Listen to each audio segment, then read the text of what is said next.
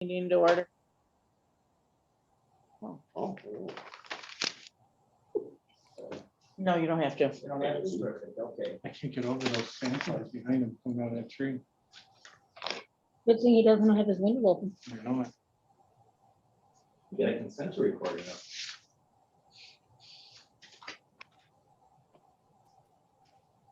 Can you hear me okay? I can hear you. Can you hear us? Yep. Way better. All right. Are you ready to roll? Yeah. I should have brought a pillow because I have to sit all the way up. Okay, Madam President, at this time, everyone's in from the waiting room. we should go get. Time to roll up the. All right, perfect. Let's call the meeting to order. Can you please call the roll? Newman, Here. Cameron, Here, Rautenstrau, Here. Mylum, Here. Cook. Here. All right, Mr. Clerk, if you could just read our workshop, just for those that are joining us virtually. Workshop session tonight will be held at City Hall. Seating will be limited. Public can also join using the Zoom link below. We're gonna discuss issues that come before the council for discussion. All right, perfect. Thank you so much. So just a couple housekeeping issues. I just want to tie up some things from our last meeting. The urban initiative funding. So we're going to have a resolution for that on Tuesday, June 1st. And here is the breakdown. And Jim, you're going to have to help me out here. So 88,205 to the LDC. 11,795 to Tall. 35,000 to fire. That's for the conduit boxes, right? Condex boxes. Oh, Knox boxes, yeah. That's a key access system for commercial buildings. Okay. 50,000 for police. 90,000 for parks, and the 50,000 for police is for the gun range and radios for the cars. 90,000 for parks. 35,000 for the ice boom. And the dock. And then DPW is 25,000 25,000. and 15 more for rec. Correct. Correct. What? Rec. Yeah. Yeah. So we will have that resolution on Tuesday, the 1st. What is the, what are the parks gonna be using? Is it earmarked or is it just? Broad Street, Broad- Morgan Street. yes. Correct, for the playgrounds. Correct. And wasn't there another one that they were doing over in Vets Park with it? Or am I- Is that part of this money Maybe that or? was a CBDB. Yeah, that was the other Right. one. Yeah. Right. And then the DPW is for a mower. That was for the street. No, they No. took that We off. cut the street. No, cleaner out. we took that out. And then the welding, right? We do with the wall there, yeah. Yeah, the welder. Okay, so that's for the first. Also for the first, Joe Paolini from Paolini Enterprises reached out. And he would like to meet with the council on the 1st at 6:30 PM. He met with us back in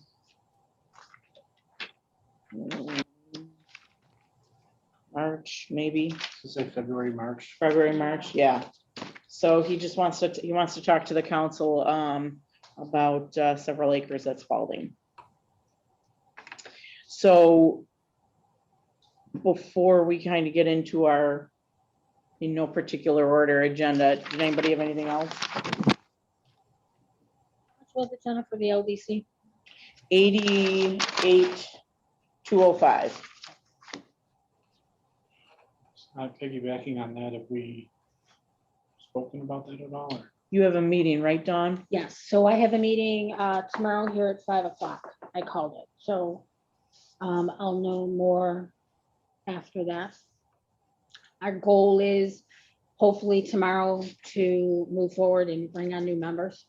I don't know, Jason Knight is hopefully going to join us, so he can kind of point us in some sort of a direction that we need to be going in. As far as the applications, we currently have some from the previous, but they were just letters that they sent us. Okay. So I'm gonna request that we get applications, because that was brought to my attention that we really should be pushing for that, so. Okay.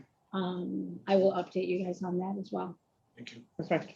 Just a question on that. Yeah. Is there, is the Main Street Committee that was a subcommittee of that or part of that, is that, There is no Done. Main Street program, there is no more?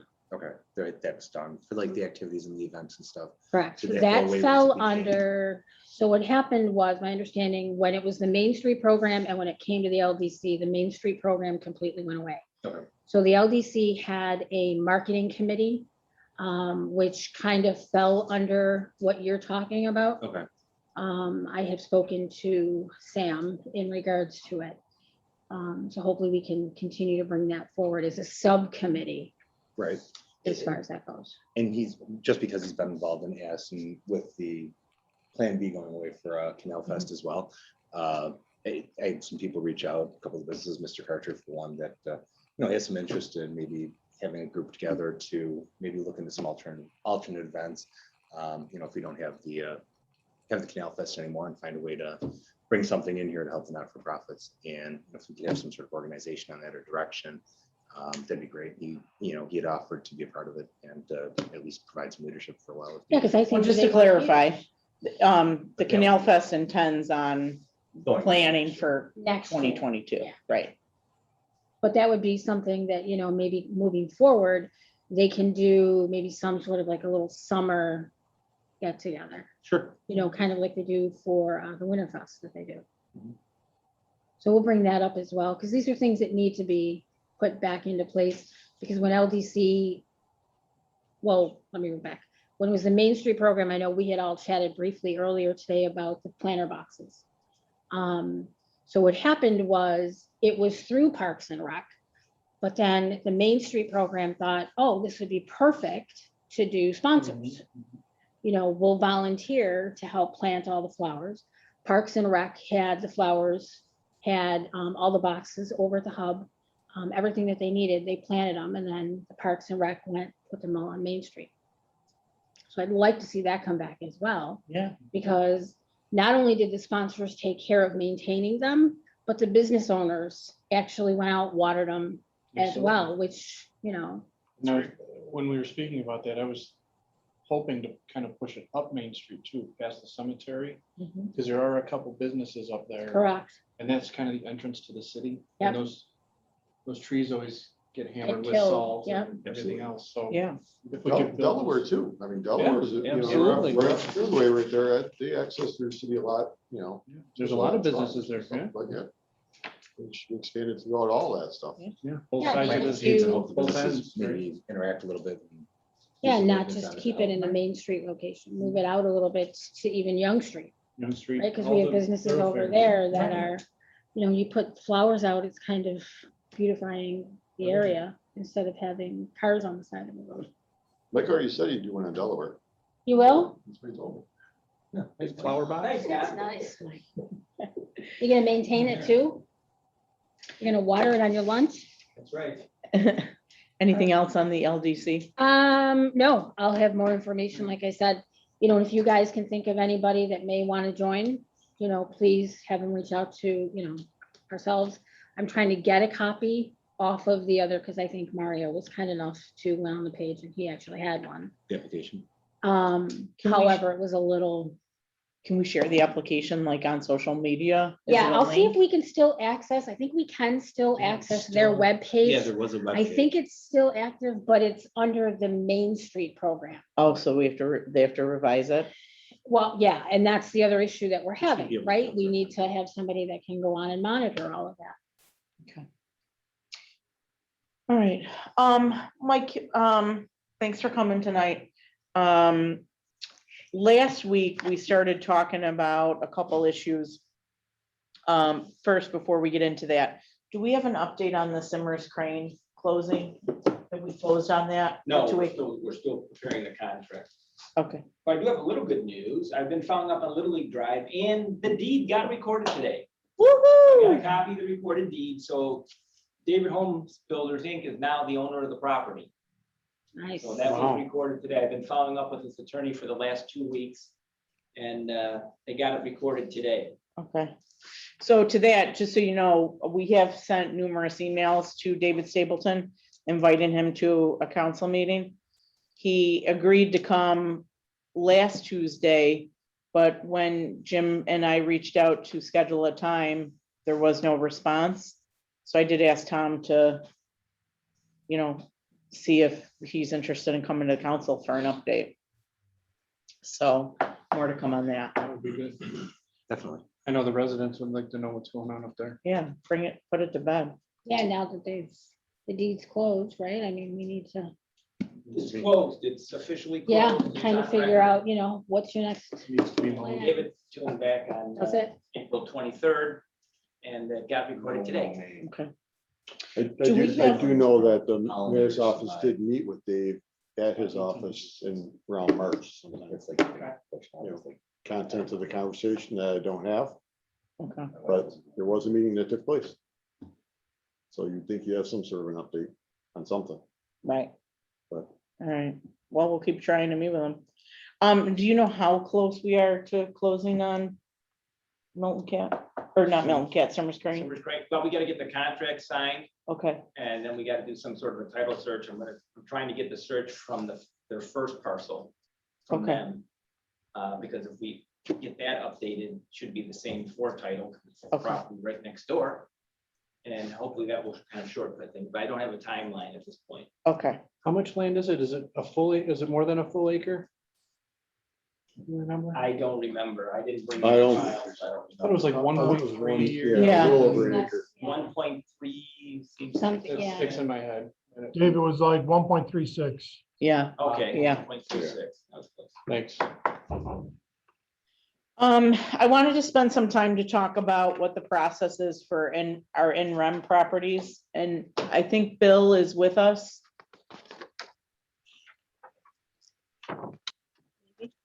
Bill, you're on mute. But the NREM is for Mike, and Mike and I have spoken, but we just want to know what the cost and what the timeline and what we feel is something that the council's gonna have to budget in next year if we feel the governor is gonna change the rules and finally let us foreclose again. So we have, you know, part of what I wanted to do was go over which list we're gonna work off of that was manageable, what the cost would be, when the cost would be incurred for stub searches and such, and then what the timetable would be for what steps we're allowed to take and when based on the governor's foreclosure. So I'll let Mike handle that part. Okay, well, currently, all in REMs are, by executive order of the governor, stopped Mhm. until the end of August. Okay, and the betting public is that that's gonna be extended. But right now, we can't do anything that moves the foreclosure forward because of the executive order till the end of August. So if it's not extended, then we can start our foreclosure. If we start in August, that means we won't see any money until next year. The first step would be filing our list of delinquent taxpayers. We had it prepared before. We're gonna meet with Bill and update it because a significant amount of time has gone by and some properties may have come off that list and a lot more, unfortunately, have gone on it. So we're gonna update our list, file our list of delinquent taxpayers. We then send out our collection letters. We'll pick a date with Bill of how long we're gonna give people to respond, and then we're gonna order stub searches. A stub search is, or a last owner search is a stub search. It tells you who owns the property currently and everybody that has a lien or interest in the property, judgment creditors, mortgage companies, and so forth. Then we have to send notice to all of those people. So all the mortgage companies get notice, all the judgment creditors get notice, and all the owners. We then serve our foreclosure petition, okay, and then we see what happens. there's two ways it can go, or three ways after we file our petition for foreclosure. A, you can file an answer, and then you get separated from our main action into a contested action. That goes off a different route. Some people file bankruptcy. That's separates you from our main action, and then we can't foreclose unless we get a relief from the bankruptcy court, because there's an automatic stay on all proceedings when you file bankruptcy. So some people will file bankruptcies. Some people have done it every time we foreclose. They filed bankruptcy. We can't foreclose. We've not pursued a motion to lift the stay. When our foreclosure is done, they terminate their bankruptcy, don't go through with it, and then next time we put them back on the list and they do the same thing. So what Joe Hogenkamp and I were talking about was that if we get enough people that file bankruptcy, we'll get outside counsel to challenge the stay and make a motion to lift the stay on those bankruptcy people, because it'll be financially worth it to do that. If we only have one or two, it's not worth spending that extra money, because the taxes can't be discharged in bankruptcy. It runs with the land, so we're going to get it eventually. And it doesn't pay to pay $5,000, $6,000, $7,000 for just a couple to lift the stay. So we'll see how many file bankruptcy and see if that's a viable option. Unfortunately, we got a lot of properties on the list, and although our initial letter will make some people pay, probably most of them won't, and then we're going to have to order stub searches, and those are going to be expensive. I'm trying to negotiate now with the title company for $400 for a stub search, but it's $500 or $600 everywhere else right now per lot. Is there anything that would prohibit us from sending out the collection letters Well, before the? We're then proceeding with our foreclosure, Okay, which would be in violation of the Executive. governor's order. And then Okay. later, if we, in our foreclosure, use those letters and we send out a demand letter, 'cause you're Okay. making a demand, we call it a collection letter, it's making a demand, they could wipe out our whole foreclosure, we have to start all over. okay, So it's not worth the risk okay. if someone brings it up. Like Bill was mentioning, in the order, there is a loophole that we can foreclose against properties where the owner is deceased. We got 7 or 8 of them here in the city, but there's a whole different set of problems. Although the governor will allow us to do that, we have to serve the estate. Well, the problem with these houses is that there was never an estate. That's why they're back taxes, no one's taking care of them, and they're falling apart because no one ever started an estate. Okay. So if we can't serve the estate, we have to serve the heirs of the deceased person, who we don't know they are. So we're going to have to spend time and money trying to figure out who the heirs are, if any, to serve them notice that we're going to foreclose and take the property. I have one in my ward. It was, the house was burned down. And it's still a shell of a house, it's still burned out. I think this will be the 3rd summer of it. And the person who lived there is deceased now. The heirs said, we want it, and now they don't. But this is starting to attract rats, raccoons. Well, we can condemn properties. There's nothing in the executive order that says we can't condemn dangerous properties and knock them down. All right, I will be contacting you. There's nothing that says we I know can't do that- that. First step would be to go through the building The inspector. building inspector He's can, aware of it. Okay. We can talk about that a little bit, maybe after Because this. there's one on Fletcher There's too. a, there's a. few There's of a these. couple of Yeah, them. John sent an email. Yeah, Yeah. we all got a response today. I Just don't believe, want, from but her. Mike, kind of want to interrupt Mike with Yeah. that stuff. first. Thanks. right, no, we can condemn, and then we can knock them down and put the cost on their taxes. So back to Bill's original question, how much are we looking to budget for next year? Bill and I were talking before the meeting here today. He says our foreclosure, he's looking at about, the way, I don't know what the bill was doing, because he was doing an accounting method, but about 200 grand for foreclosure expenses. For instance, we have to publish the list of delinquent, when we file the list in the county clerk's office, we also have to publish that list. Now, Is that 200,000 just for the stub searches or is that for the entire process? well, we're estimating for the entire process, Okay, so about 10% of the total of what is owed in back taxes. you know, because the publication costs are very expensive in our official paper. Outside counsel. Yeah. You know, and the stub searches are gonna be expensive, and then we've got postage. Is that for all of the in-rem properties or is those the same that we talked about for this? Is that penalty?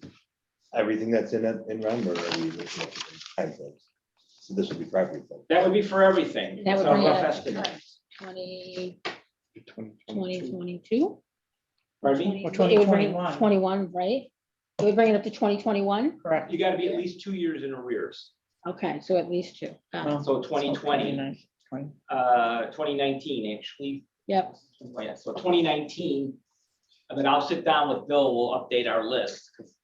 The other one that Brittany had prepared for filing now is over a year and a half old. So they say there was people on the list from 17, 18, I believe. Yes, Right. Yeah. In 16, there's a Yeah. couple. see, we like to send out the letters before we order stub searches. There was a couple on the list before, he only owed like $200 in back taxes. You Now, know, and we'd like to get, well, they might owe more than that, but But again, as of that date. we don't want to order a $400 sub search. They come back and they pay the $200 to get off our in rem, because then they're less than 2 years behind. And we made 200, it cost us 400 to do that. So you can do that before, once you We get send the. out, once we file the list and we publish the list, we file it, and we send everybody the demand letter. And then once And they, that's prior to. And we getting put in a started. deadline date, yeah, okay? So pay up by X date or else we're filing the foreclosure petition. So anybody that doesn't pay up, that's who you're gonna do the sub searches. for. Correct. So you could get lucky and. We're hoping Everybody to get can say, lucky. yeah. We're hoping to get lucky with some people, so it costs us less money in stub searches. Hey, Bill, is it possible that any of these properties could go to the land bank? Very much so. The land bank wanted to take 7 or 8 homes earlier in the year, but we have no way to get them to the land bank because we don't, we have to foreclose.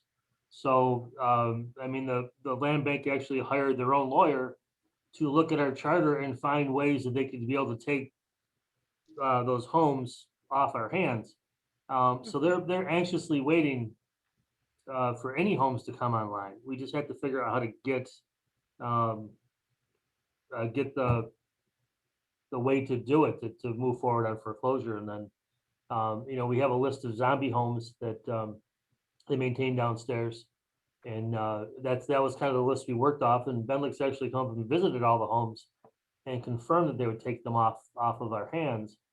We just don't have a vehicle to get them to Benlick right now. So if we decide to move forward and we can split those 7 homes out in a specific foreclosure, I believe Benlick would actually foot the bill for that. So that's a step we have to research and find out what our rights are to be able to segregate those homes from the rest of the list. Okay. Okay. Anything else on that? I mean, it's a large amount of money. It's about Absolutely. 10% of the total operating budget, yeah. Right. approximately, right? Mhm. How long has it been since we've done this prior? 17, I think. wasn't it? And just out of curiosity, what was any recollection of statistically what the returns were on it? Did you get everything? Foreclose on everything? We always foreclose on less than 15 properties at the end of the day. Bill was saying 4 or 7 or something. I don't remember. I know one year it was 13. The last one, we ended up putting 7 homes into an auction and we sold 4.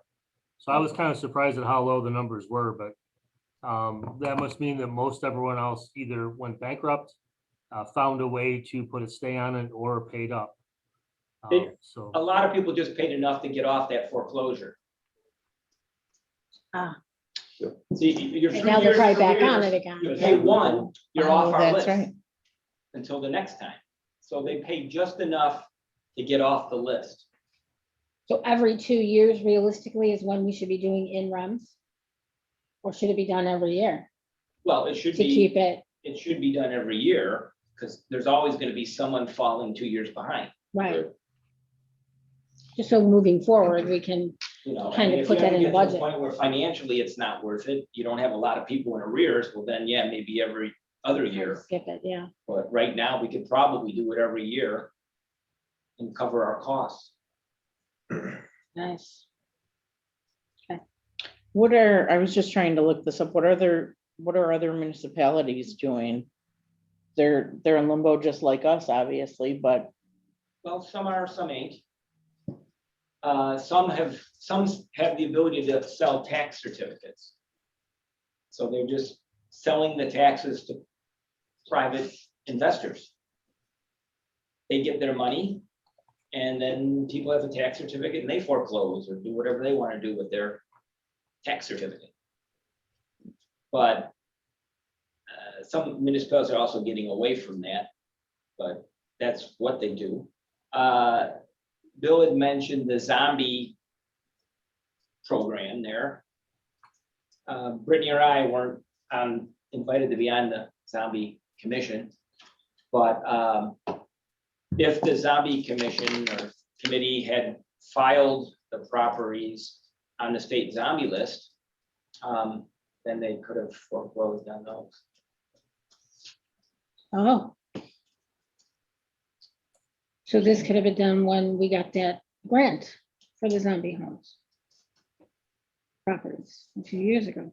There was some, yes, it could have been done through that grant if paperwork would have been completed and, filed appropriately.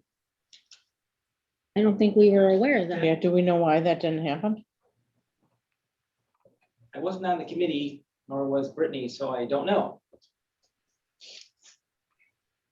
We had asked at one point if we could have a membership or a liaison,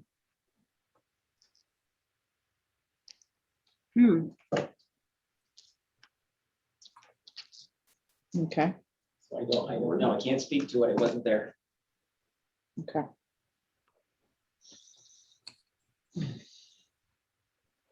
Interesting. Okay. All right, anything else on the in rem? So just to clarify, the tax certificates, so you said that some municipalities are doing that, Yes, right? And how would that work? Say Johnny goes in to pay back taxes on a particular property. He then owns that property, he owns the lien. the lien. So yeah, you come to the city of Tonawanda and say, hey, I'm interested in buying some tax certificates, some liens. And then we say, okay, fine, we've got, 234 Adams Street, $50,000. And he says, here's $50,000. And then we give him a certificate. He owns the lien. He owns the tax lien. So then he would have to contact his personal attorney. He'd have to foreclose on his tax lien, but Correct. it's gaining interest and, it's an investment strategy. Yeah, it's like Okay. buying debt. Right, you're buying debt is Yeah. exactly what you're doing. But you What's the said, disadvantage of that for us as a municipality? How do we get our money? I mean, what's the disadvantage? Oh, the disadvantage.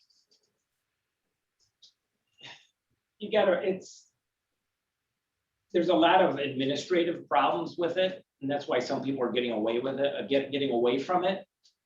The county and city of Buffalo, they're not doing it as much as they used to. I don't think Buffalo's doing it all right now. So I don't really know what the disadvantage is, because I've never worked with the program. I just know it exists. We'd have to amend our code and our charter to allow it. I guess my one concern is, do they take care of the issue any quicker, or is the potential that you could do that and these things still drag on? They could Yeah. probably still drag on, because I No, think the city would have more teeth. or I would Then just a think. business. Yeah, but An investor. we got our money, so we don't. And You're not we gonna would have- we get our money, but there's When the still lien comes off the unkept property. houses Yeah. sitting on Right. some streets. Well, I mean, it's The, still tax The rolls. issue and with the it's still tax there. certificates came up Yeah. with Benlick. The reason why I'm looking at it for the Charter Revision Committee to put a provision in isn't so we can necessarily handle all homes that way, but if we had the ability to also sell tax certificates, we could have taken the 6 vacant homes, and that would have been the way that the Benlick would have paid the extra money and extra time to get the inventory. So that's why they recommended that we put a tax certificate vehicle into our charter. So it's an extra. That would not be how we want to handle all or any other foreclosures, but having a tax certificate vehicle would give us the option if we ever have another pandemic and they've stopped foreclosures, that we could also then just sell the certificates, and then the people that have deeper pockets and time would take it from there. So that's how it was expressed, but they also, Benlick's lawyers reviewed and said that we don't have that option at the moment. So Benlick put a lot of time and effort into trying to find ways to take those homes, and then gave us recommendations. So in the future, they might be able to do it easier in the years that we have homes that have no legal owner, and they're willing to put the time and effort in and the extra cash. So In the case of deceased, or if there are Yeah, no errors to be found, let somebody else do all that research. right. Why should the city spend the money on it? But municipalities are getting away from it. Yeah. again, it's So not look- something I'd say is how we handle all of the foreclosures. No, Yeah. but there could be like a Avenue specific option. case, But I yeah. can see that being a go-to for most municipalities, right? Because there is the outlets just. Right, yeah, you get the toss it. money. Whereas if it was being used as an option. But even in that case, because for Benlick, we don't really get any money, but it would give them a legal foothold to take an abandoned property. That would be the key with that. So it would be a way for us to take homes that have absolutely no one attached to them at all, and be able to get a legal foothold for someone with time and effort and money to take that and run with it. Right now, our only option is a full foreclosure. And as Attorney Rose said, that requires finding a hair and serving somebody. That's how you end up with that craziness down by the Grand Island Bridge when they were putting foreclosure notices on trees, because they have to notify somebody. So that's what they did. And then people on the bike path Wow. are going, why are there foreclosure notices taped to trees? Because they're trying to let anyone know that they're taking the land. So, there's ways to do it, but it would just be another tool in the bag, as Joe used to say. And I'm not saying it's the best tool for every case, but in Right. some cases, it would give us an opportunity to move along properties that are becoming a blight in the neighborhoods that are actually harder for us to foreclose on, because we don't have someone to foreclose against. A tax certificate would then let someone else put the time and effort and money into it. Right. Okay, perfect. Makes sense. All right, anything else on that topic? No, All right, the plumbing inspector.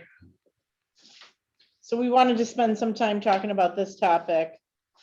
Granted, people aren't knocking down our doors to be the plumbing inspector, so The problem is people are knocking down their doors to get their plumbing inspected. done, right, exactly. When I was talking to Mike, I followed up with him on that too, and he kind of explained to me what he talked to you about too. I think it won't change anytime soon. Obviously, they're not in session. They'll advocate for us. I mean, there's thoughts to the fact that, other municipalities are using somebody that may own a plumbing company, but it's fully disclosed and part of their ethics paperwork, affidavit that they're not working within the community. I think there's a potential candidate under those same grounds. I don't know if that's worthwhile to take advantage of, especially if it's somebody working in another municipality. Have they already set a precedence for that? I think some of this might be a Mike Ruick question, our city attorney. What are the ramifications of it? I mean, is it a ramification come down if you have a working plumber that actually starts doing work in our community, and that's a problem? Or does it come down just because we're using somebody that might own a plumbing company, even though they're not working as a plumber? Are there fines and ramifications to our community or to our city if we're doing that? It seems that looking at it, there's a lot of other communities doing it. It seems that their workaround is to file, it's filed within their ethical paperwork, filed in as a disclosure, and it's out there. I think in this particular case, it's a gentleman that's working in another municipality, who would be able to work it around that schedule there. Does it make more sense if it's shared services, and then that liability is shared amongst everybody that's doing it. It's an unrealistic law. It's an unrealistic thing that the state's pushing down on us. Regardless, it is the law. But I don't know, again, what the ramifications are. What the options are right now is there's somebody that is a potential candidate. That is my understanding, he's very qualified. He's been doing this for a while. He's obviously been doing it for another community.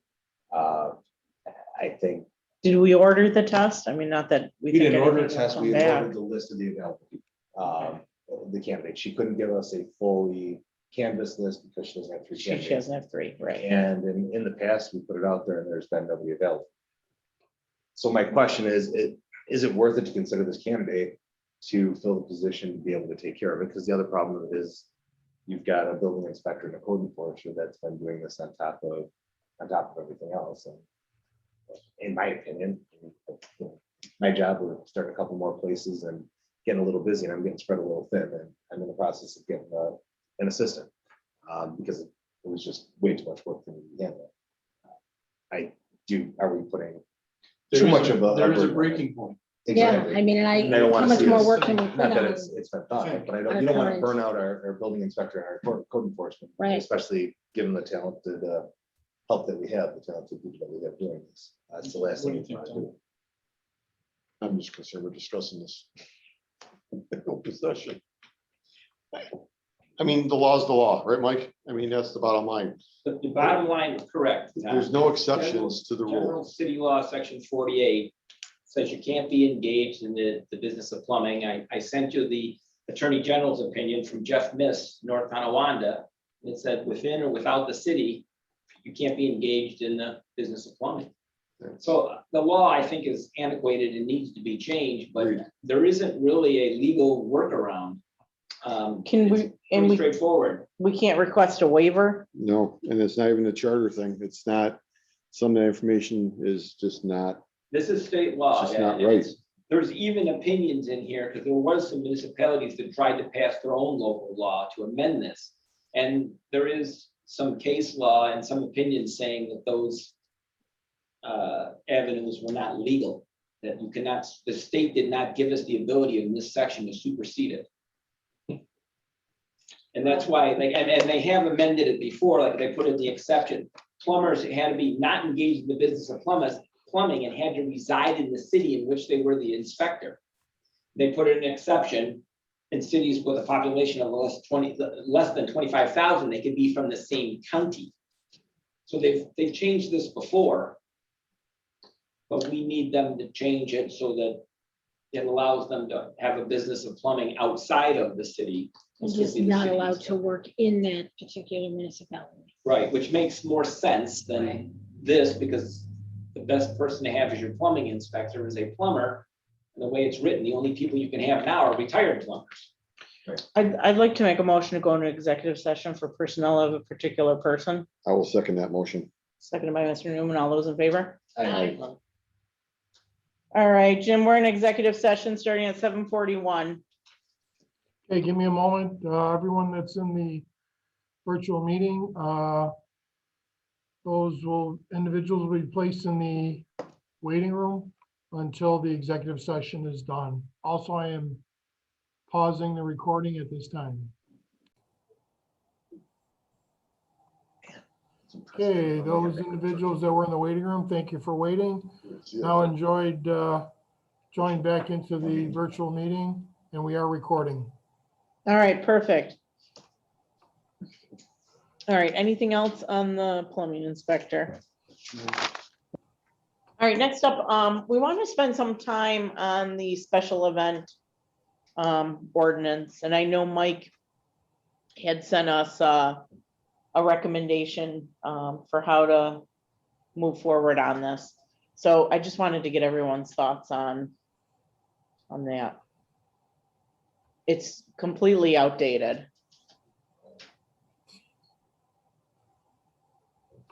I think Mike's proposal was, I don't have it in front of me. I'm pulling it up. I have it on my phone. You don't have a copy of it by chance, do you? I had a copy, I brought it, I can't find. I was reading, I apologize. What'd you say? We're on the special, we're on number 3, Oh, special. special event. Here it is. I know, multitasking. It was from March 24th.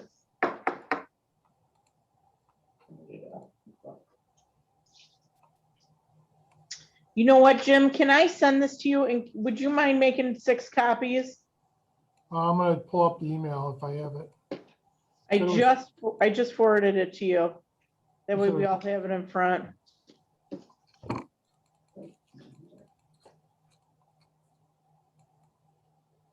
I mean, the gist of it was one to differentiate between public property and between parks in general.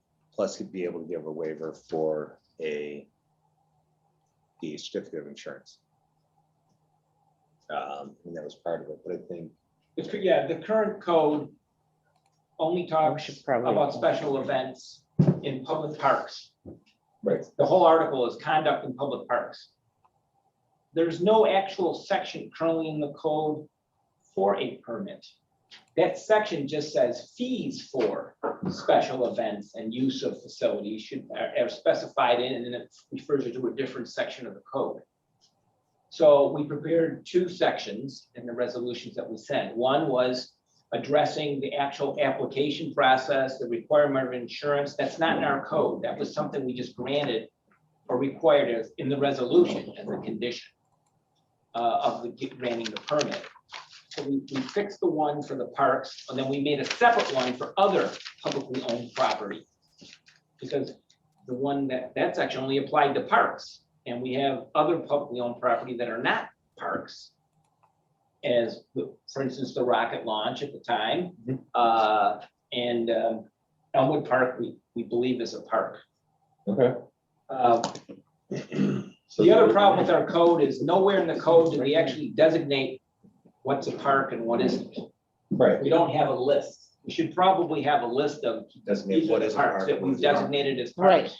Parkland and park. Parkland, yep. Yeah, parkland. We do. We should, I mean, it We was, should have a list. We don't. Just because it's So- grassy doesn't make it a park. Correct. So we were looking for Elmwood Park. We looked through the code, couldn't find anything. It just, we know what the rules are for parks. We know when they close, and but we don't know what are the parks.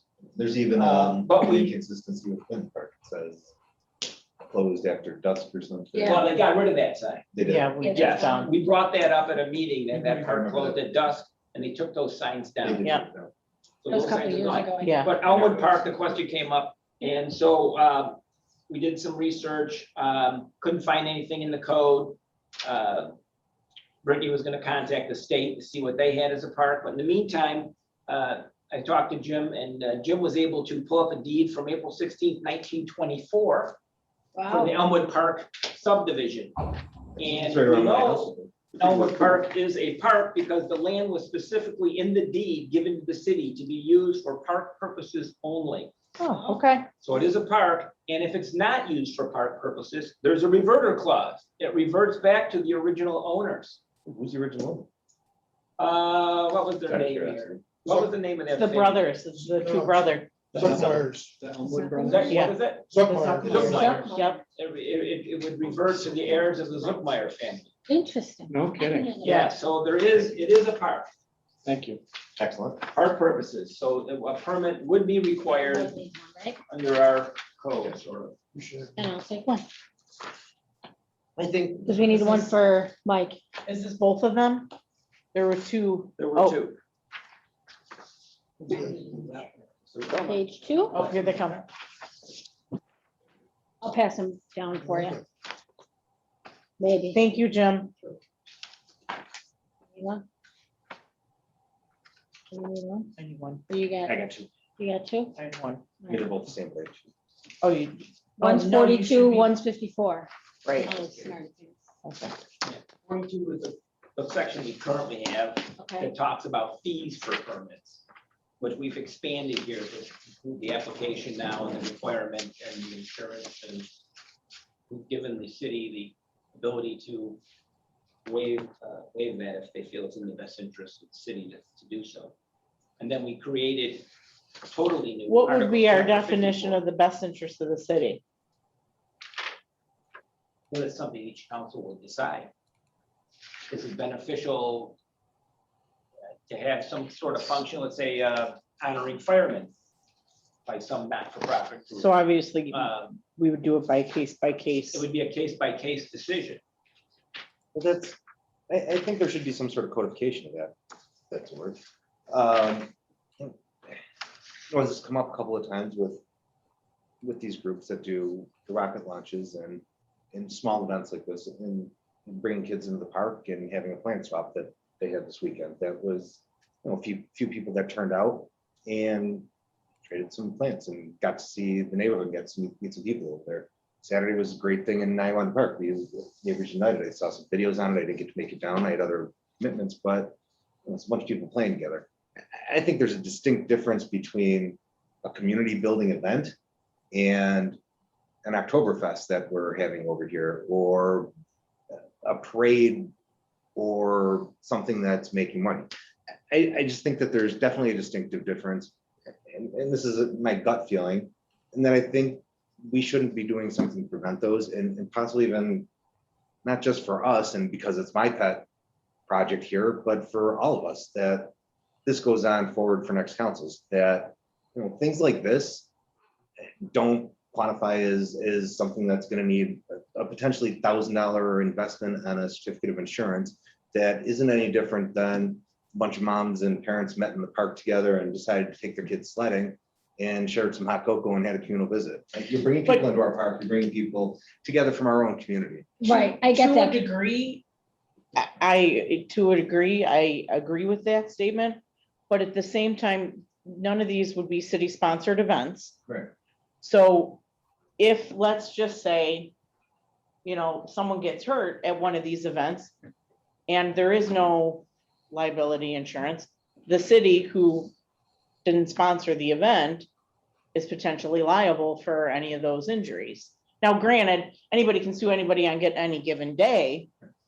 But if I took my kid and went sledding down at the park at the hill in the winter, one of my kids tumbled over and smashed into a tree and hurt themselves. I mean, the city's liable as well. And that wasn't an event, that wasn't. Correct. I mean, City we'll property, get, no matter what the we're situation liable is. for, right. I think my standpoint was, I want the kids to come to the parks and play. However, you're bringing materials with you to play. So who's to say child gets hurt, parent gets hurt or whatever, they come after the city and they come after whoever put that event together. And if you don't have insurance, they're going to go after you personally. Right? I mean, honestly, they're gonna go after your insurance and you personally anyway.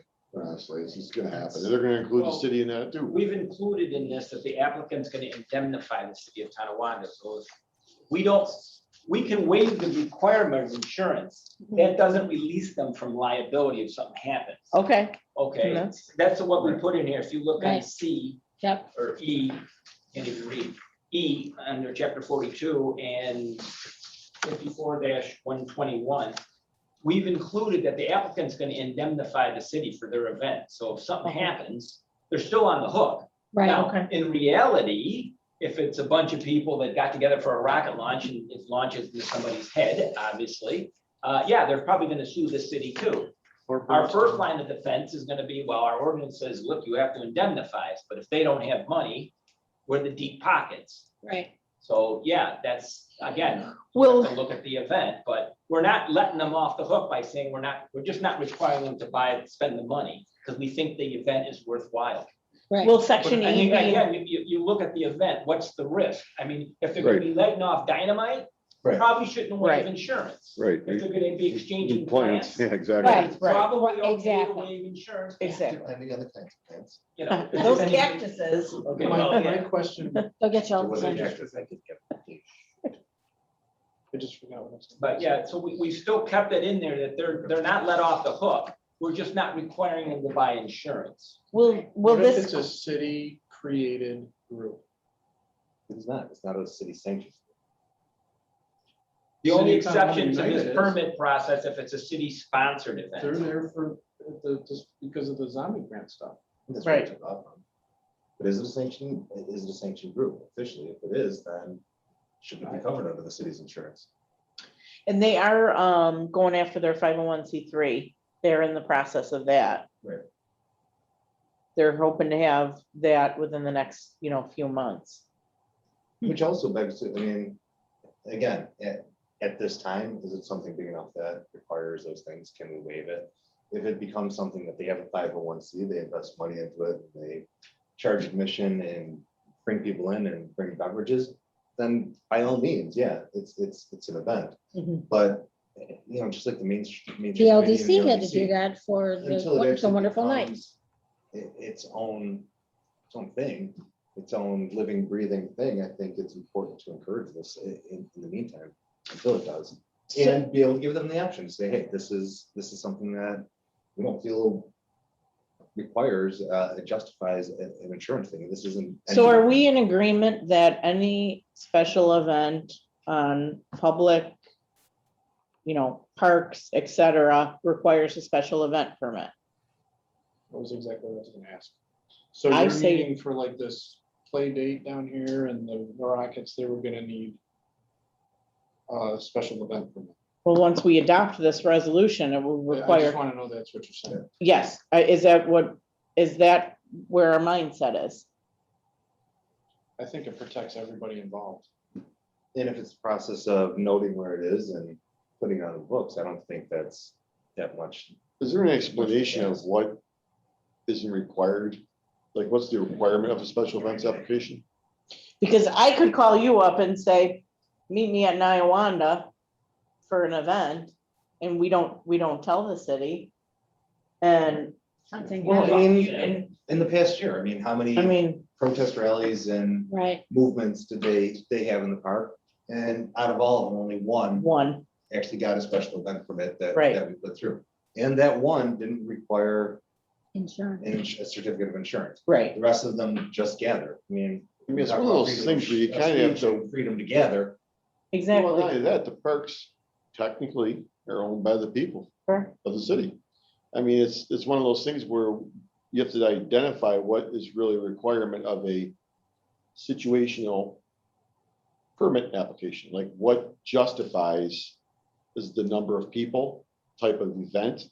I And agree. you have to kind of figure out what, because who's to say you can't just have, well, we're just gonna go hang out and chat in Clinton Park. There's gonna be 50 people. Hang on one second. Hey, Jim, is They're not Chief, doing nothing, they're just talking. Jim, is Chief Strasburg on? I believe so. Yes, I am. There he is. Chief, what are your thoughts? So I just want to give you the background of why the special events started in the first place. What was happening is folks were reaching out to individual departments and just say it was a block party. So they were reaching out to say the DPW to block off barricades, and no other department knew about it. The council didn't know about it. And then bigger events started happening, like 5K runs. And originally the special events permit was just so that everybody knew what event was coming through. So my point with that is, I think when you're discussing this, that a special events permit is needed for any time they ask for a city resource. Oh, that's a So great if point. there's 5 people that are going to fly kites, in Niawanda Park, they're not asking for any resources and the park's not guaranteed to be theirs, then they wouldn't need a special events permit. But anything I where like they're that asking thought. for a street blocked or, a car parade with a police escort or a fire truck, anything like that, I think you should keep that as a special event. And insurance is a different thing, but just so that everyone in the city knows, at noon on Sunday, there's 500 cars coming down Niagara Street for a motorcycle rally. And I think if you Yeah. start getting into Makes waiving sense. that special event, Great thought. you're gonna lose what the original, and then it morphed into, reimbursement and overtime Right, and where you got to today. But the original purpose was not every department, the mayor, the council, there was people that were left out of the loop of, somebody calls up and says, hey, Niagara Street shut down, how come? And nobody Right. knew, and it was because, somebody called Parks and had a block party. Okay. So that was the Thank- original, and I'd hate to lose that feature because it really does keep all of us on the same page and knowing that everybody What's signed going up. I agree. No, I agree. It's definitely some insight on, which is kind of what I'm saying, what's really required of having a special events permit. It's- I Right. think even on a small event like that, I think in so much as it should be a courtesy to say, hey, put our departments on notice that this is going. I mean, so the police department, the fire department, DPW is aware if There's they a- are, an there is an event. event that Yep. they're aware of it. I agree. If somebody doesn't clean up after themselves, at least they have a heads up that these This people is who didn't do it it, it's on record. Mhm. And, we know that we can send DPW over there, so it doesn't sit there for 3 days until So somebody. next time they don't get granted that same application. because Right. But I think, like you said, the rest of it makes sense. And let them be made known, be able to waive the certificate of insurance. And even potentially for small groups like this to be able to waive the The fee. fee. Because And we've let's done face that it, back again, in the it comes past down too. to, I mean, we've waived the Make fees. this processing of it easier, like we talked about getting a form online, Mhm. Right. being able to do it electronically. Not so you necessarily have to put it through a resolution for all of us, but to be able to put it through so Just so the department heads know. are made aware of it. I mean, let's face it, we want these groups to continue these Yeah. events. There is a benefit to our community for it. Yeah. And we don't want to we don't want to make it more complicated for them Right. to do these events. Our parks are So, there to be used, and that's the beauty of our city, that Right. we have all these parks and right. options. So Mike, do you have anything to add to that With- for the chief? No, I agree with the chief. I So- agree with the chief. based on that, do we have to amend what you prepared for us? Or are we good to go with Jim publishing this and us moving forward on it? Well, I don't think we have to amend it. It includes what he said.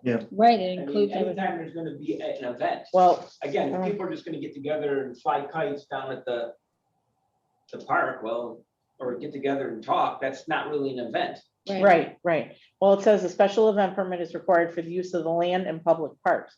Do we, should we add where there is a need for city resources, or Well, should we? I would say no, because you may want a permit to use the park exclusively for your function, Right, and we should know about it. You're not using any city services, but you're gonna use that section of the park for whatever your event is. Like, for instance, we're launching rockets. We don't want the public strolling through the rocket launching area. That's how someone's gonna get hurt. We want to cordon that area off. But I guess in the The fire fire department department, would wanna know too. pop-up playground, Right. we're not asking for it exclusively. We're No, not using city resources. So are we saying that they don't require a permit? Or are we saying maybe they should put one through, we waive the fee, waive the insurance? yeah, just so they they're should on- put it I'm through, just so saying that we're they all put it aware. through, they process it, so the department heads are aware. We waive the fee, and, we collectively, everybody else has a discussion, make sure everybody's on board, waive the insurance. Yep. But just so we have that paper trail that there's this event and, Something happens and we all know. And my only other, just the devil's advocate to that is, we're codifying it, we're putting in there. Are we at all fearful that, this comes back to councils 10 years from now that didn't sit down here and have that discussion, that it turns into, why are we waiving the fees for these people? Why are we? waiving this? well, to that, I mean, is we're, there something that we could add to it to kind of speak to that, or am I overthinking? I I it? think you're I overthinking. I Yeah, wouldn't. Chuck, the reason is that any council can change the ordinance, right, Yeah. right? So I mean, I could put in here that there will be no fees, and the next council comes in and says, what do you mean? change There's it gonna back, be fees. right, Right. So every council, it's only an ordinance. Gotcha. Any ordinance can be amended by the council at any time, so there's no way to bind future councils. Gotcha. I mean. The only way you can bind future councils if you put it in the charter. And then the only way to revise it would be to do a charter revision, Correct, which is more difficult, and it's gotta go on the ballot for the public. But correct. any ordinance can be changed by any council. I mean, the five of us know the intent of what we want to accomplish here, so, I mean, I think we made great strides with this. And you can talk a million scenarios and try and make sure they all fit. Right. Within You're there. never gonna get, Yeah, Right. That's It's hard to impossible. say, so. All right, so, Can I just add something quick? sure, yes, Sorry to interrupt. I just want you to give maybe just a little bit more thought on the fee for the permits. What is nice for us then is that when anybody asks for any event, we say you have to do a special event and fill out the form, which gets us to get the approval for everybody to say it's okay. I'd be real careful as a body that you're gonna start waiving that $25 fee only because it's minimal. And now who are you gonna waive it for and who aren't you gonna waive it for? I mean, is Ride for Roswell more important than the Sunray Ministries or the Leukemia 5K walk or some person that's having a fundraiser for cancer? I think you're putting yourself in an awful awkward spot on either waive it for everybody or again, if they're asking for a city service of some kind, whether it's a barricade, a police presence, whatever, a $25 fee Fair is enough. pretty No, I nominal don't to me. 25 bucks. Do it. Yeah. But that's up to you. I just wanted, when I'm No, hearing right. this, you guys are gonna end up in a brutal spot on why are You you want waiving to it for cut some that. and not everybody? And what's more Right. important and I think you're muddying the waters really bad. So Yeah. Just give it some Alright, thought Administrative before you do. costs involved. I don't think 25 is a, It's bad. No. yeah. I mean, let's face it, we can all chip in $5. Oh, Well, that was my thought as well. all right, Jim, can you poll the council, and make sure we can publish this? This is for making the changes to the ordinance with regards to special events. Newman, Aye. Cameron Danner, Aye. Rautenstrau, Aye. Mylum, Aye. Cook. Aye. So naturally for publishing, we would not be able to get this in time for the June 1st meeting. So we would have to publish and have it, earliest it would be available for a resolution would be June 15th. Right. Okay, thank you. Thank you. Thank you. Moving along. So Jim, you had sent us the policy manual with some revisions Yes, that we need to adopt. Did everybody take a look at those revisions? Which ones are these again? So this is the policy manual. okay, with regards to the policy manual, and the chief was involved with this throughout the process as well. I had sent it back in February. I forwarded you, I can forward it to everyone again. I have it.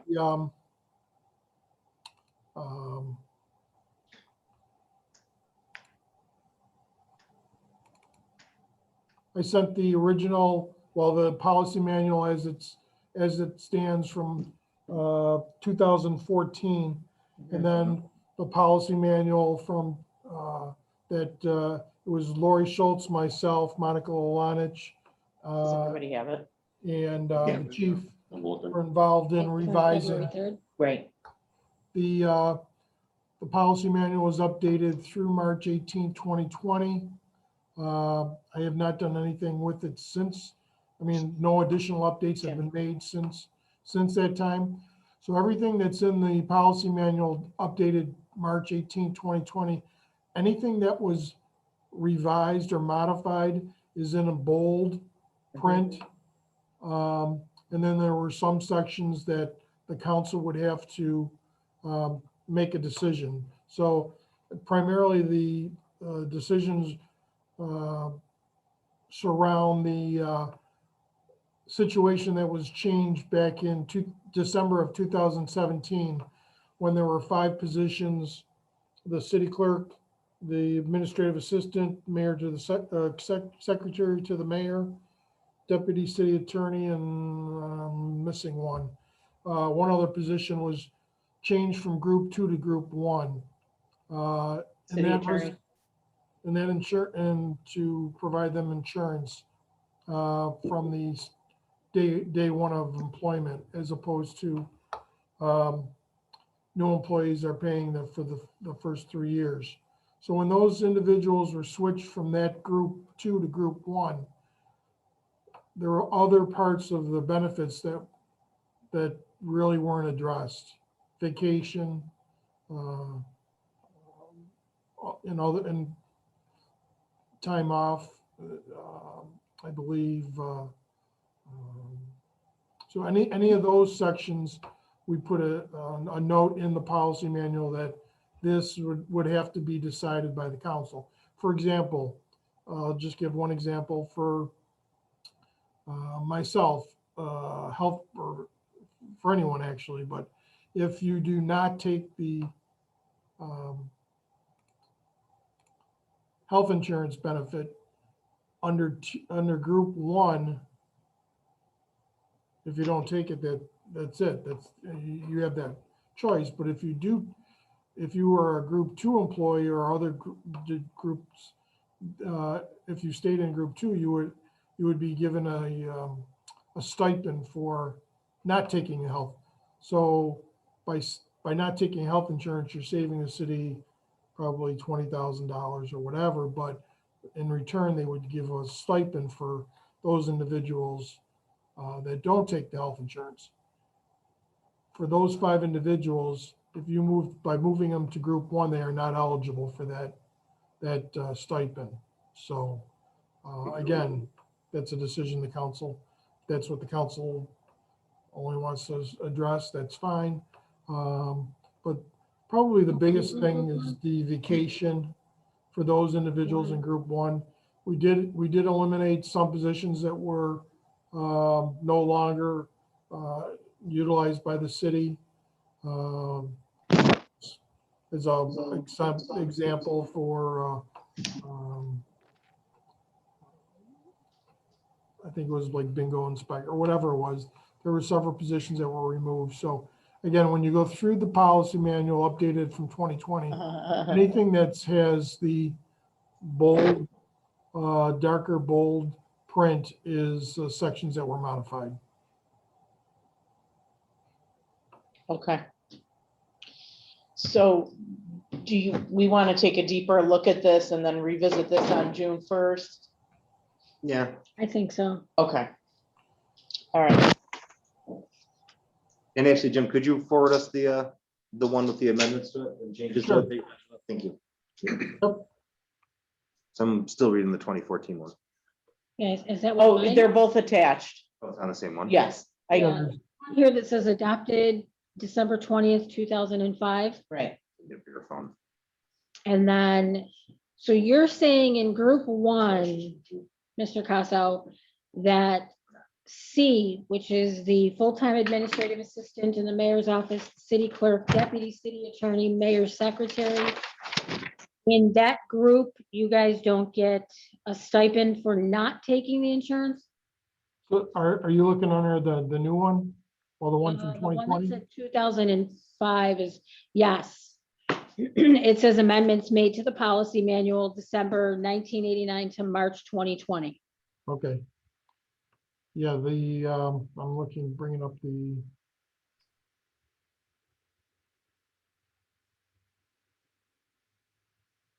health insurance.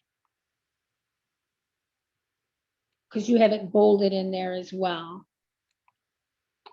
Yeah, so for the 5 positions, the mayor's assistant, city clerk, deputy city attorney, and the mayor's secretary.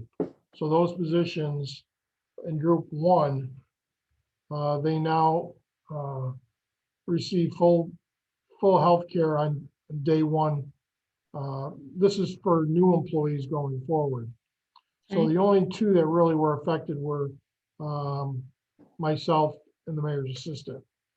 The well, I'm sorry, the deputy city attorney was also affected as well. Right. So anyone that in those situations could have taken healthcare when they were hired. If they did not, they Don't weren't. have the right for a stipend. They don't get this. Currently under group one, you do not receive the stipend for waiving the healthcare. And again, if that's what you want, that's fine. But that was not addressed in the resolution back in 2017.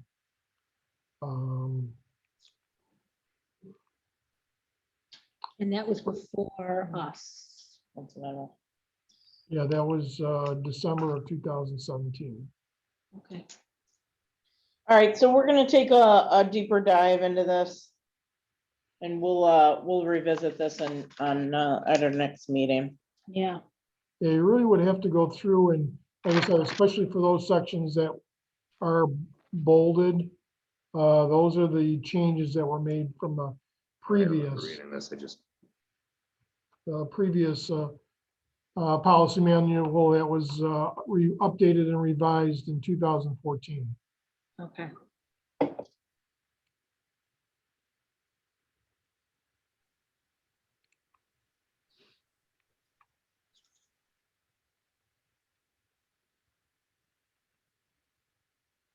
Perfect. And then, and what happened was basically, like I said, Monica, Lori Schultz, the police chief Strasburg, myself, we basically went through the entire thing, one section at a time, and made any revisions or modifications.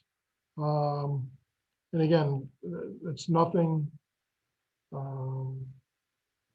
mean, the council can make any changes whatsoever. Perfect. Anything else on this topic? No, Not tonight. All right. We're almost down to the bottom here. I know we wanted to spend some time on IT resources. So we do have a company coming in on Tuesday at what time is that, Jim?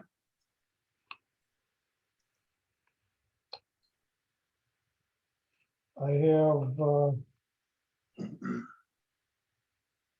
you have someone coming in on the 1st? Yes, Greg, something, like yeah. yeah, Emerald. I thought it was actually 6:30, actually. I have June 15th at 6:30. Oh, he's coming June 15th? Is that Perfect, Gregory Hammerall from Network Services? perfect, yep. And just out of curiosity, is this in regards to the upgrades and stuff they were doing, or is this in regards to the overall solution that we've discussed? I Or don't know just how above and he, beyond anything else? I think it's the overall from what we were gonna be looking at. yes. Yeah. I don't know how he got my contact information, but he sent me an email. I forwarded it to everybody and initially I said, talk to Sean and Dave. And then there were just too many emails going back and forth. So I said, come to our council meeting on the 15th. Okay. So it's overall, to look at the scope of our IT and potentially offer a proposal. Gotcha, so this is, I guess, in comparison to what we were talking about before with the, I don't know if that's a matter of executive session. I think it Yeah. is. Session. Do you want to go into executive session to discuss, or? Yeah, we can. So we have a motion by Mr. Roundstrow for executive session for purposes of contract negotiations. Do I have a second? I'll second it. Second by Ms. Camerediner. All those in favor? Hey, So just to specify contract negotiations for IT services. All right, Jim, executive at 8:38. We'll Okay, give you again, I will be moving those individuals into the waiting room, Caffeine in this and I wasn't sure. if it was- pausing the recording. No, you're good. maybe I'm like, I wanted. Okay, Madam President, at this time, everyone from the waiting room has been re-entered into the meeting. All right, thank you so much, And we are now Jim. recording again. All right, thank you so much. Just to wrap it up, the last thing we wanted to talk about was the RFP resolution. The mayor did veto it. We did not override the veto. I know there was some discussions on amending the wording on it. I wanted to spend some time with all of us talking to Dawn and Sean on what the intent was, and then how do we get there? The intent on the RFP resolution and how we get there.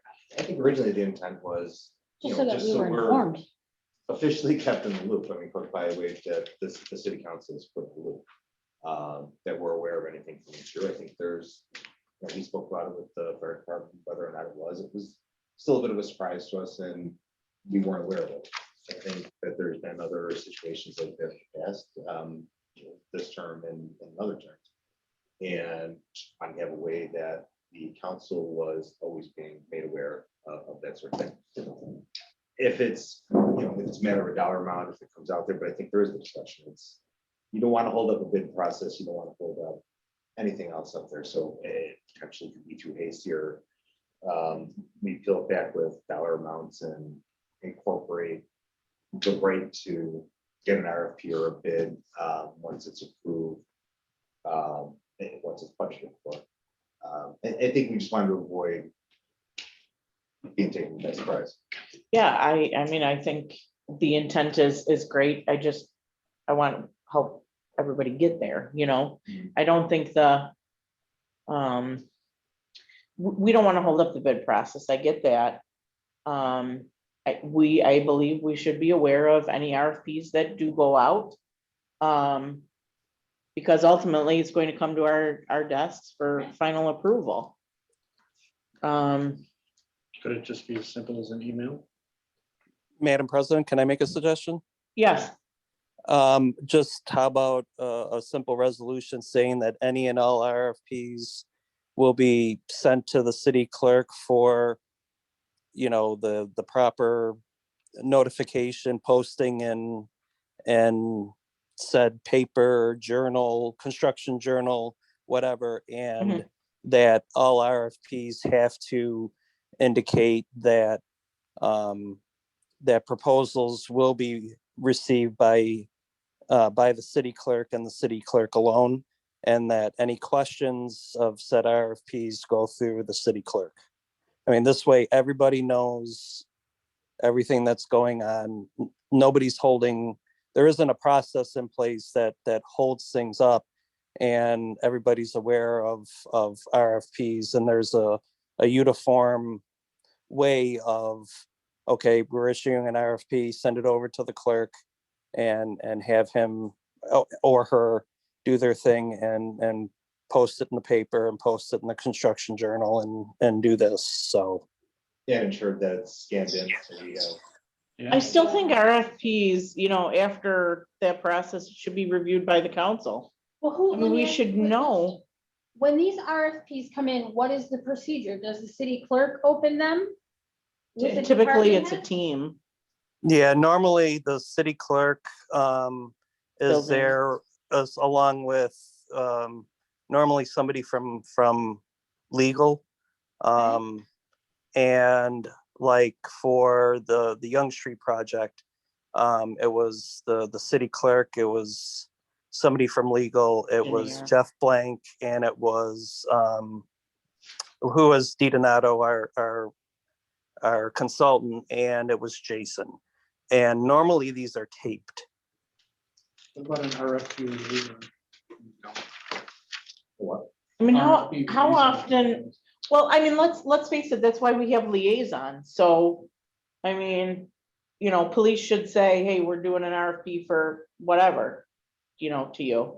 And then you report back to us. But wouldn't it be that, okay, so let's just say an RFP came for fire.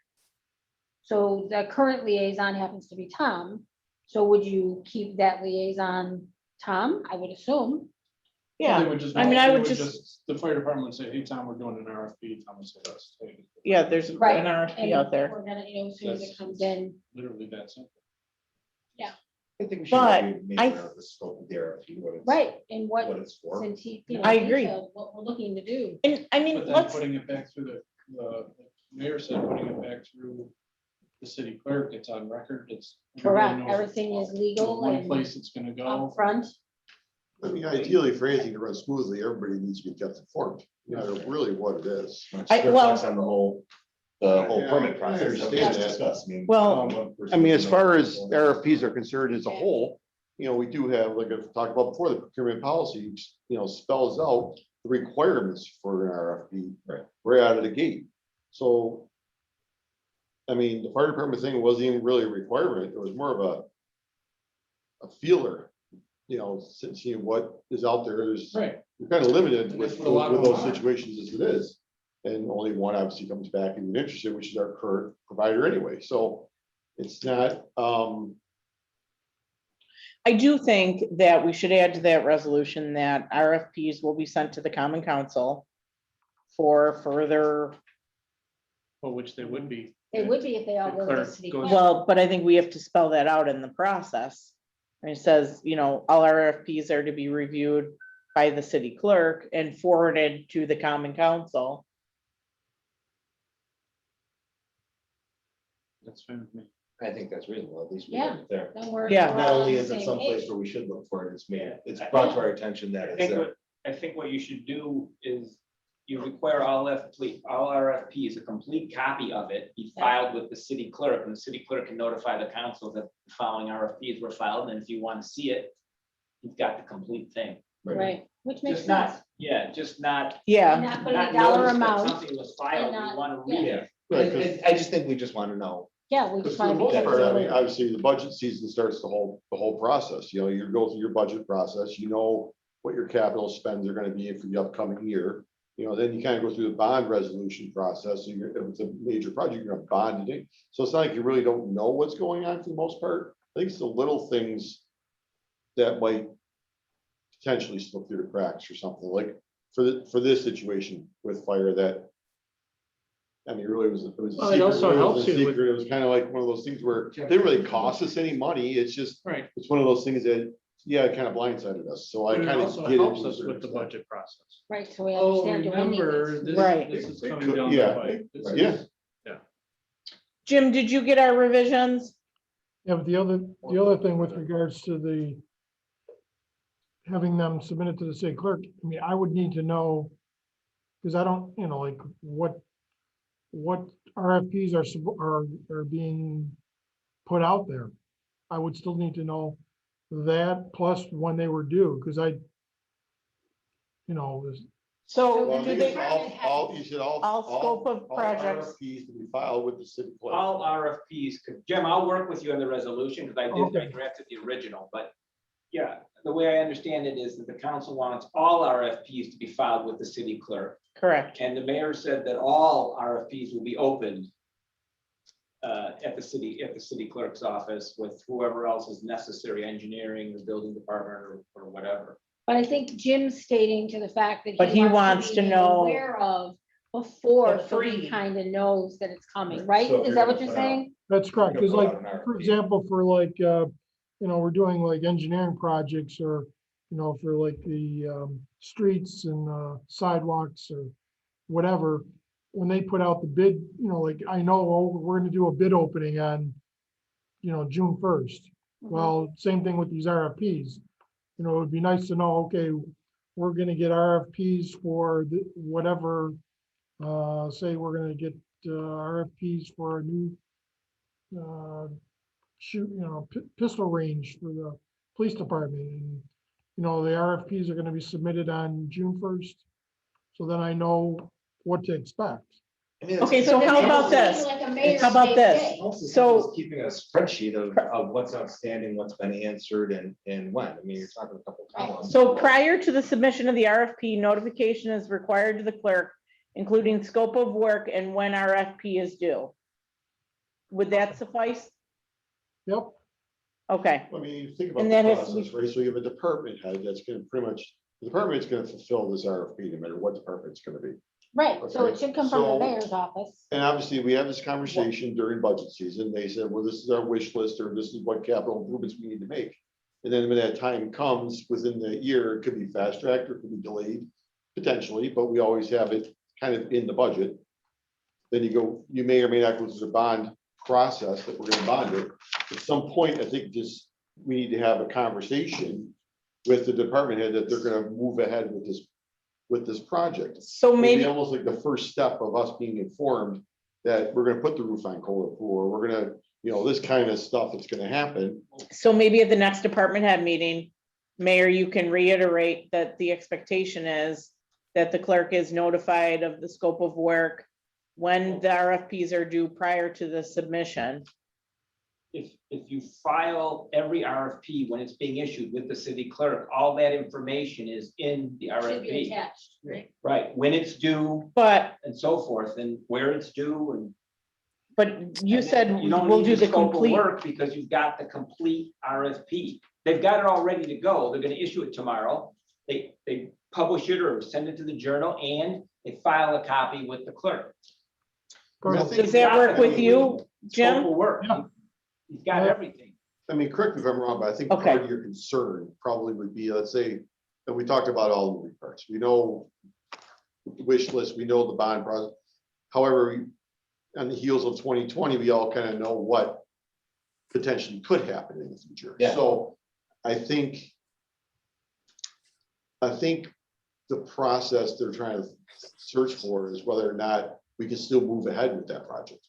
I mean, once you kind of do the RFP and then you inform us, it's kind of after the fact. I think that's probably what you're kind Well, of, you're filing your it kind of when you thought. issue it.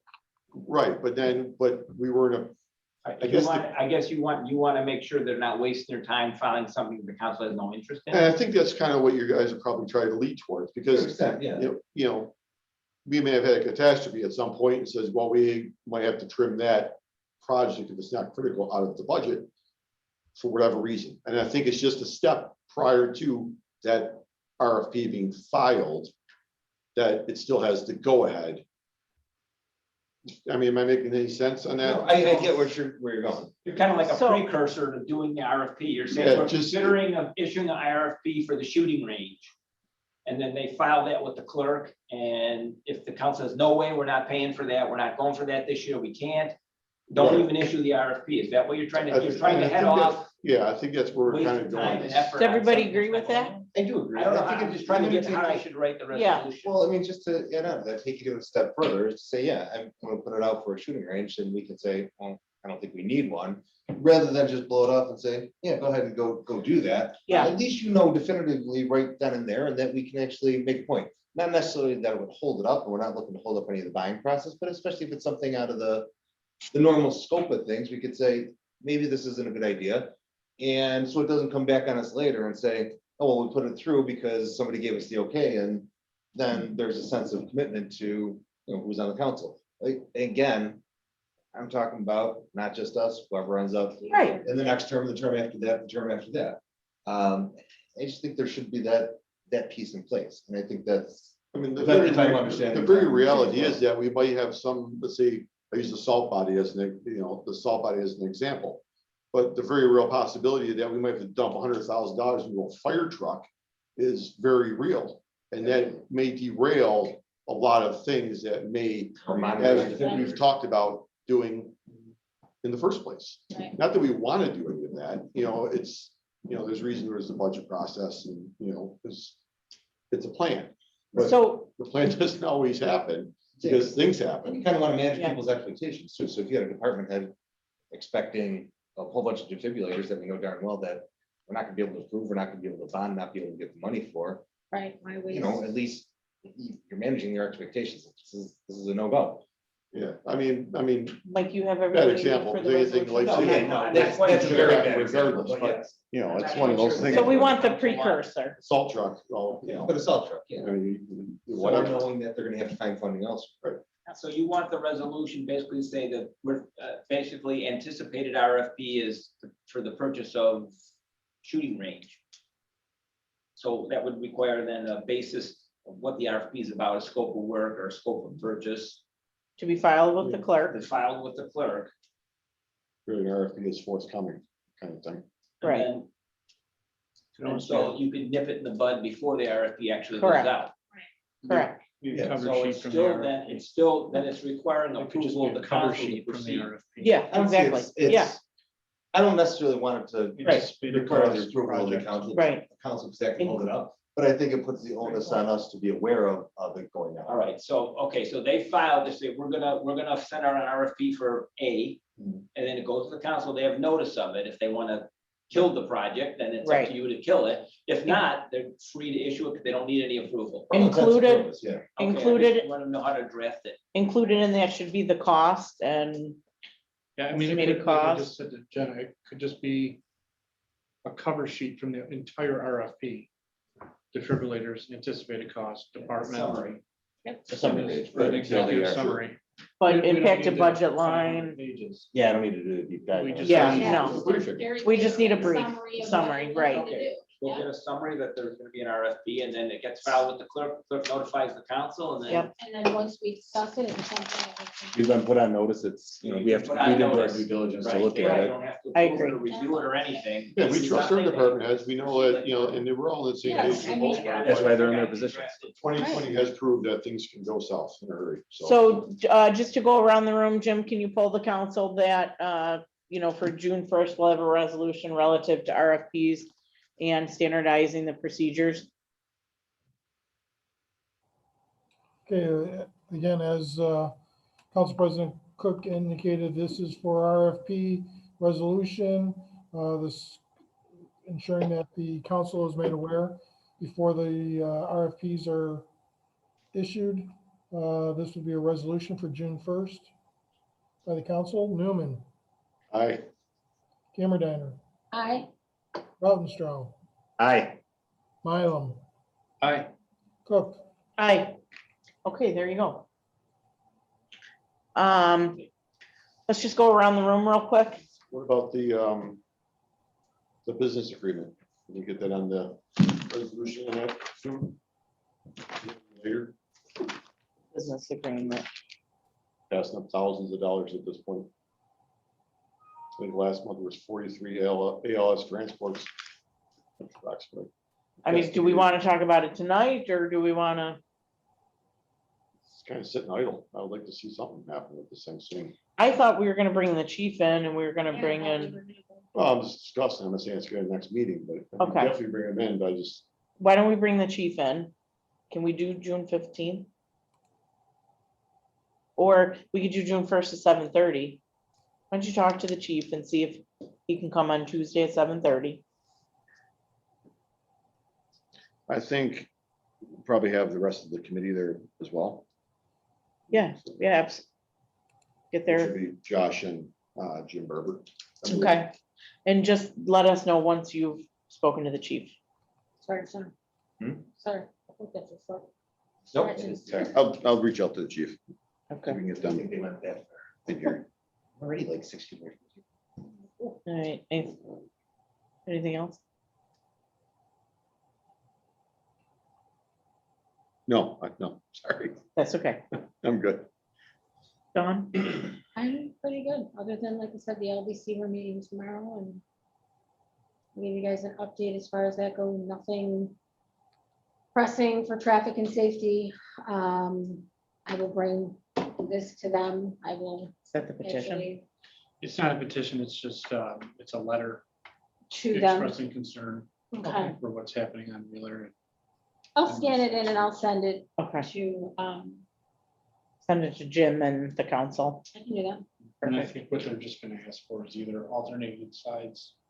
What time of day is that happening at? All the time. It's especially, it really is only during the parking on the street time from April to November. Because Or evenings or? all day long, because the streets are packed. And when the buses go down in the morning, it's hard for cars to go by on both sides and other cars Yeah. come by. It's also congested because now you've got both sides parked with cars plus cars coming. Sure. And then it's coming off of those side streets. And it just happened tonight when I went to pick up the letter. I was trying to turn left and I couldn't see who was coming from the right because they were parking so close to the corner. So it's, To that, is We the did. chief still on? We had also chatted real quick too. Madam President, the chief has dropped off. Maybe you ask for the speed trailer to be put on Wheeler. it's just not, 'cause- it's not really even It's speeding, not a it's just speed issue, congestion. it's just The with the visuals in there, cars, fair. yeah. Yeah, it's line of sight, it's. Yeah, congestion. so we had discussed too, real quick, of possibly allowing only parking on one side of the street. Mhm. Due to the fact that we have a ladder truck and now everybody's parking on the streets. If there's an emergency and you need to get that ladder truck down there, you're never gonna get it down a side street that's got parking on both sides. Right, and Gibson is is restricted that way. You know, we have one in my neighborhood on Dexter, which is absolutely horrible.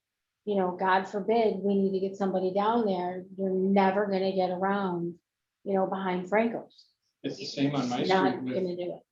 people parking on both sides of the curbs. That, I mean, I can barely fit my car through it. Yeah. Let alone any other apparatus, so. If we do a one side parking, because it is the same on Gibson. As a, they only allow parking on one side of the street. Mhm. I think it's for the same exact reason. Yeah, Yeah. because I know we did chat about do that that, briefly yeah. yesterday. My only thought on that is the alternate parking. You've had that with Utica Street. It is a nightmare to It is, remember. but only one side of the street. The resident from Utica that used to mention a lot of times, the one side of the street never gets filled by Yeah, the street there. Right. I mean, if there's a better way to do it, we put a little more thought into it, so. Well, the only way to do that, right, realistically, is not have parking at all at night, which we all know is not the answer. Right. So if you at least park on one side of the street, I personally, my neighbors laugh at me because I sweep up my street, in front of my house. As does the gentleman on Hill Place. Yeah, Let's see what traffic and safety recommends. there's gotta be a way to do it, and I think it's an easy enough solution. Yeah. I Either mean, more way. and more cars are out and, and I Yeah. hate to be like this, but we've had how many house fires in the city of Tonawanda within the last year? Actually, we'll discuss that, actually. You have issues where our ladder trucks may not be able to get there because you have cars. And Sean, I think we're really truly only looking for this restriction to take place during the on-street parking lots. Dawn actually sent an email to the building inspector about the, You know, I think I Properties. saw it. But, I mean, I can just brief on a little bit real quick. Go ahead, I'm done. So obviously we had a lot of fires and a lot of them are still sitting. And the part of the problem with that is you have out of town owners of some of these apartment buildings, Fletcher is one of them. I believe the other one on Fletcher, the other direction that we said recently by Burger King, Mhm. same thing. They're kind of, that one wasn't as bad. Actually, it was pretty bad actually, but they don't care. They really literally do not care. Most of these tenants don't have insurance either. So that's also muddies the problem. and that property, we just found out that the owner passed away. Yeah, and then on top of that, you have arson. So, if there's an arson situation, or even suspected arson situation, that process of the insurance company, it lags for a long time. And if it's proved to be arson, they're not submitting a claim. They're not going to be granted the claim. So it's going to sit there. So the whole thing is ugly. I mean, it really is ugly. Is that the reason they sit there is because it's a matter of collecting evidence? Right now, I think there's 3 that were officially suspicious. Wow. So that's kind of. It's not good. By no means is it It's good. an ongoing investigation if they can. Yeah, I mean, I In some got that. cases, it's an ongoing investigation. I know there was one fire I insisted with because it was suspected to be electrical situation. They brought in the insurance company, an expert from the insurance company, to rule out. They did rule out it was started in the area of the electrical, but it wasn't necessarily electrical. So, and I think that was Beltime. So I don't know what the outcome of that one was, if it was still ruled accidental or if it was suspicious.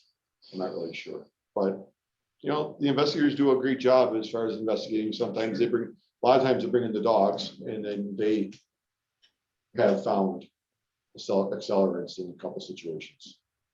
So and it doesn't help our cause by no means, because it's just You just sit there and Very- wait again. very much an eyesore. Yeah, and that's kind of what I wanted to piggyback on. The one up in my ward is the same thing. It's been sitting for 2 years. It's now becoming a mold hazard. Oh. And all that stuff gets airborne. And so. What street was that? What was that address? That's one of the suspicious ones. The homeowner has passed away. And It's currently foreclosed on by a reverse mortgage company. Mhm. So, but I understand the residents are getting angry, you know, the vermin that comes in and the eyesore that it is. But if we can, the last explanation I got was our wonderful governor putting on the moratorium on foreclosures affects this. Yep. But I think, I don't know if there's a way around it, because it's not evicting anybody. Nobody lives there. It's a vacant home. Nobody even, Again, it may, if there are violations of the building code, it's not properly secured, or if it's a hazard to the public, we may be able to condemn it. well, we'll take. Which I'll send most an of these email are. about it. I mean, there was a house on Adams Street, for instance, that we were going to condemn because the porch and upstairs was, the porch was through the floor. So we sent them notice, we're gonna condemn it and remove everyone from the premises or fix that, remove that, and they removed the whole second floor porch. Okay. So Well, I think that. it wasn't a same thing- foreclosure, and it was, that we were gonna remove the people from the property because it was a hazard, someone was gonna get killed. Would the same thing be possible on Fletcher, right around the corner from headquarters? I think that was suspicious as well. That's coming up on That's kind 2 of 3 years, years. 3 years. 3 years it's been sitting there. 3 years, so So we can that's. meet with the building department and go over it and see if there's anything we can do to expedite it. Right, On- because it's in. Well, kind that of particular litigation, property because- sold. And I'm curious, I mean, obviously, the owner didn't necessarily like the fire, probably could have been a tenant, but it's making sense why a tenant would let a fire if not insured. So a lot of that's a little goofy, the whole thing, but it makes you wonder what the process would be if we do have an owner of a building, you have a suspicious fire situation, and what the building department can do, what avenues they need to go through Right. to condemn these things, if that is the. Because it's really only harming the neighbors that are there. Right. Right. You know, there's nobody else. It's gotta living be there. properly secured, for instance, so that it doesn't allow vermin and so forth and stuff to accumulate in the premises. So, I mean, we can cite them for stuff like that. If it comes, like if the danger, if it's gonna fall over or collapse or something like that, we can condemn. Yeah, in most cases, they do board them up pretty good. I mean, the enclosure Well, companies they're do board supposed them to. up good. Right, there's. But it doesn't mean that we- To prevent people from You know, getting into it. Compromising that enclosure, they go in and get that one last thing at night or then leaving it loose. I mean, that kind of stuff. But does even going happen. back to one of, I mean, is, you know, they're getting fined every single time they run up to cut the grass. And, you know, that goes back to our other discussion about having an overworked building department, you know? Right. It's just, I don't know, I think with nobody being put out on the street, you know, and There's there's gotta be a time, there's clause gotta be a somewhere, way to yeah. get. Yeah, because I think the one on Fletcher, if I'm not mistaken, has been sold. Mhm. And I he heard- doesn't I even heard live in that. New York State. Right. And then somebody had shared a photo with me that it's actually on a website somewhere that we buy houses, kind of a thing. And I'm like, This is what I heard about that one. So I heard that someone bought that building, but what they, because they did buy it from out of state. The one The by- one by the fire headquarters. yeah, And what they bought was not what they expected. It wasn't disclosed that there was a fire in the building. exactly. So that whole thing was even worse. So that's just, What a nightmare. yeah, that's just, I don't know, that kind of money to buy a building you never saw is just, you know, I can't even fathom that anyway, but. Unfortunately, it's common. I get a lot of calls. That people want to buy buildings in Buffalo sight unseen, and I won't represent them because that's the exact issue you find, that Yeah, they come here and they're expecting they bought a castle and then they get a burned out building. and I don't know how true Yeah, they had a that castle, was. I a mean, Rocky that's, castle. that's just something that I heard. I don't know, I don't know how much merit that actually has, but you kind of seem to heard a similar story. Yeah, So, which just makes it worse for us. Which is- you know, the one that was on Delton has been, I believe, was sold too. To one of those we buy houses, but it's sided, so they've done work. It was at least cleaned up. Yeah, Yeah, I think I saw a dumpster a while ago with that one. yeah, and it's all sided And I now. don't think that, that one may not have been determined suspicious, so it was the insurance company to pay the claim on that one, so that's probably why. Yeah, and I know there's the other one that is on Park. I saw a dumpster out there too. So, Sean, anything?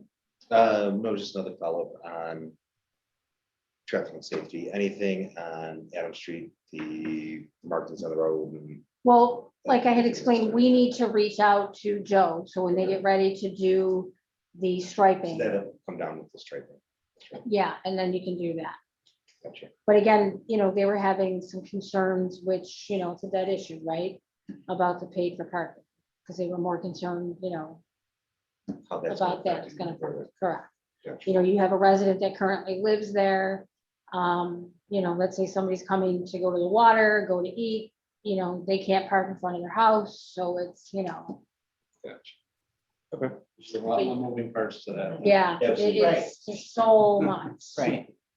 And actually, I don't know if we had an answer on this or if it was discussed, or this might be a question for the mayor. Is there any determination on 4th of July fireworks? I've had a couple of people reach out. Yeah, no. I've seen a bunch of posts on Yeah, Facebook. I don't think that, well, I Is know it- those too, I didn't. What's that? Is it just still in a holding pattern until we know what the pandemic leads to? Is that still where we're at? I thought it was a think, no-go, I don't but- think I don't think we're having fireworks this Or is year. it definitive now? I thought that's. Mayor, what- is that correct? Yeah, the money was taken out of the budget, and with it being the end of May, that ship sailed about a month ago. Gotcha. Because it takes 3 months to get the proper certifications from the DEC and all that other stuff in order to shoot off fireworks. Gotcha. I kind of thought it was a bunch of those things holding it up. I actually thought that was part of the contingency or that was still left in the budgets with the hopes of opening everything up this year. Sean's going to PA to get some fireworks, sparklers at Niwanda. Somebody's doing fireworks in my neighborhood runs It down here. was, not for nothing, it was fun to walk around last year. and watch It was people kind doing of it. I know. It was kind of neat. No, I just wanted to be able to give a definitive Yeah. answer to people when asked. And that's all I got. Dave? I've said my piece.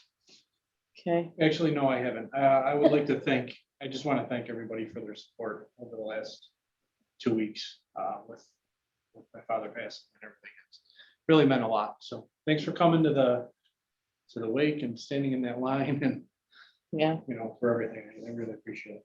we're thinking of Thanks you, for buddy. accepting me, so I didn't have to stand in that line. Well, I was looking. Oh, I- I was looking for you. I knew you had a meeting, so I Oh. want to make sure you guys.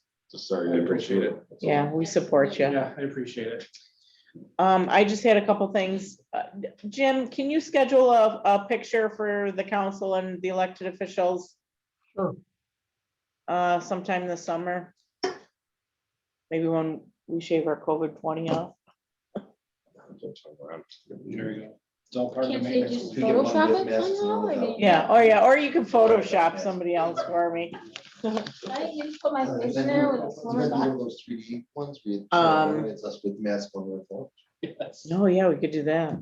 It'd be good for historical purposes. Yeah, oh my gosh, right? I almost remember that. And then obviously, we all know, the Canal Fest did send us a proposal.